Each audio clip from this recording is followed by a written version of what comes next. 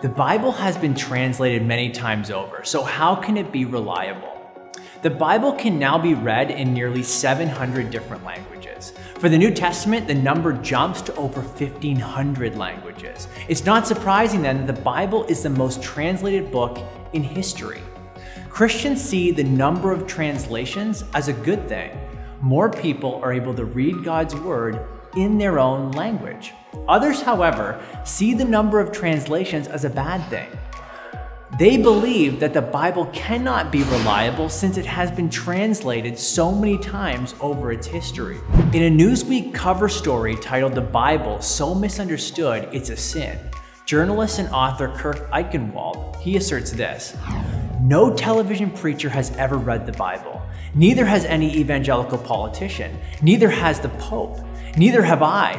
Neither have you. At best, we've all read a bad translation, a translation of translations of translations, of hand-copied copies of copies of copies of copies, and on hundreds of times." If there are multiple steps in the translation process, then it's possible that something gets lost in translation.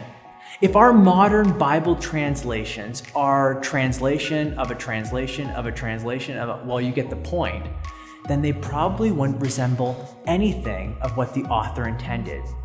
This would be akin to playing the telephone game with people who translate the message into different languages as it gets passed from one person to the next. For this challenge, we need to employ the just the facts ma'am tactic.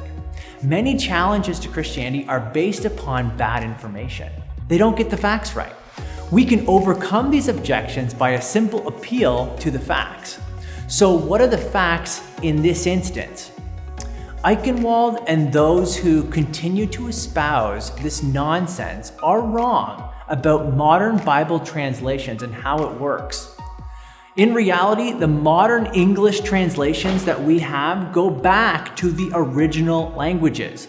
Those who can actually read Greek and Hebrew, the original languages, are in the best position to know what the authors actually wrote in their original language. As a result, there's only really one step in the translation process: the original language to the modern language. Every modern translation has only been translated once. It isn't a translation of a translation of a translation, it's just a translation.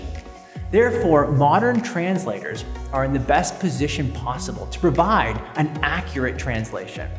This challenge might be confusing the translation of the text with the transmission of the text, but that's a different question. In the question before us, it is enough to point out that the number of translations doesn't affect the reliability of the text.